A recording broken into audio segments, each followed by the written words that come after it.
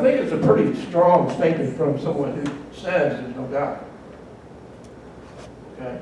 That you look into the universe and you get into it very much detail scientifically, and you see that, wow, all these different formulas for things are precise.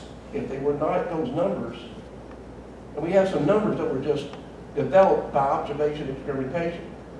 If they weren't that same number, we wouldn't be here.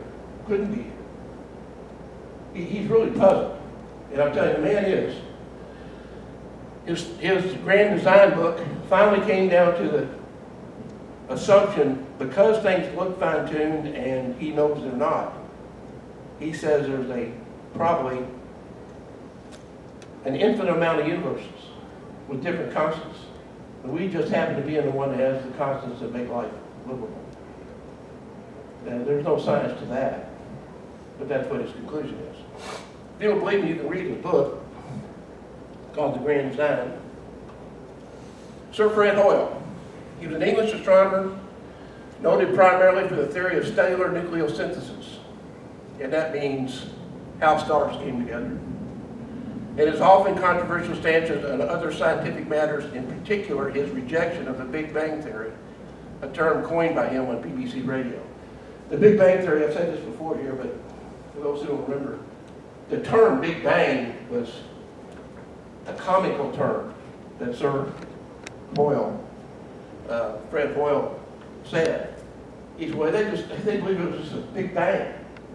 You know, and everybody goes, ha ha ha ha, and then so they call it the Big Bang. Interesting how things get their name. Here's what he says. Common sense interpretation of facts suggests that a super intellect has monkeyed with physics as well as with chemistry and biology, and that there are no blind forces worth speaking about in nature. The numbers one calculates from the facts seem to be so overwhelming as to put this conclusion almost beyond question. Folks, these are not Christian people or religious people making these statements. These are unreligious people. Most of them being atheist or agnostic, most of them being atheists, that make these statements about when they look into science, they see things they can't explain. But they still believe it. George Ellis. Mathematician from South Africa, George Ellis made his name focusing on some of the big questions of cosmology and relativity. Along with Stephen Hawking, he co-authored in 1973 The Large-Scale Structures of Space-Time, which attempted to describe the very foundations of space itself. That's his stuff. Amazing fine-tuning occurs in the laws that make this complexity possible. Realization of the complexity of what is accomplished makes it very difficult not to use the word miraculous without taking a stand as to the ontological status of the word. Ontological means basically how things came about, how it happened. All right, miraculous, he's talking about the ontological status of miraculous. Miraculous comes from miracle. Miracle means supernatural. So he's saying, wow, it looks supernatural, but we know it's not.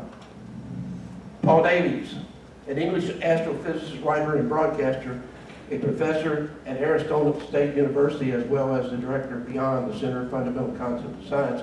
He is affiliated with the Institute for Quantum Studies at Chapman University in California. He has been previous academic appointments at the University of Cambridge, University College London, University of Newcastle upon Tyne, University of Adelaide, and Mark Macquarie University. A lot of words, and I'm reading all these words, but I need to make sure you understand these. Again, these are well-known people. They're not fringe people, okay? Quote from him. There is for me powerful evidence there is something going on behind it all. It seems as if though somebody has fine-tuned nature's numbers to make the universe, the impression of design is overwhelming. The laws of physics seem to be the product of exceedingly ingenious design. The universe must have a purpose.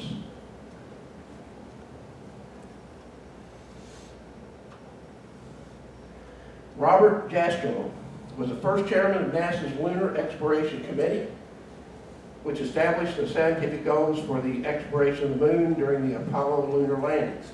At the same time, he was also chief of theoretical division of NASA. He became the founding director of NASA's Goddard Institute for Space Studies in 1961 and served until his retirement from NASA in 1981. Concurrently, he was also professor of geophysics at Columbia University.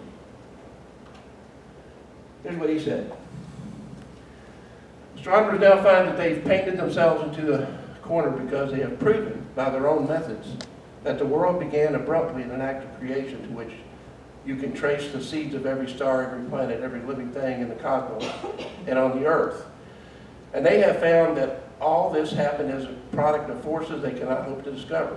That there are what I or anyone would call supernatural forces at work is now, I think, a scientifically proven fact. Again, I keep reminding you, these are not believers in Christianity or Judaism or anything else that is religious. Anthony Flew, he was professor belonging to the analytic and evidentialist schools of thought. Flew was most notable for his work related to the philosophy of religion.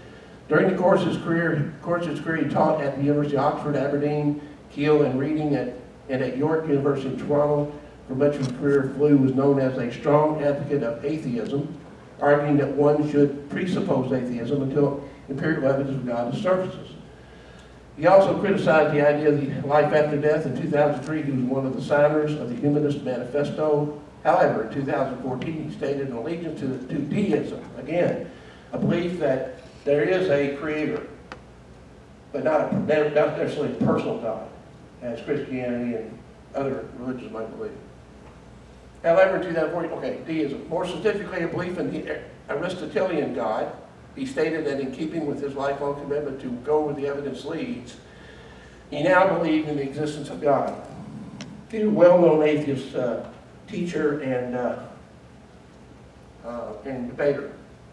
Seems now, this quote, seems now to me that the findings of more than 50 years of deoxyribonucleic acid, that's DNA, the chemical inside the nucleus of the cell that carries the genetic instructions for making living organisms, DNA research have provided materials for a new and enormously powerful argument to design.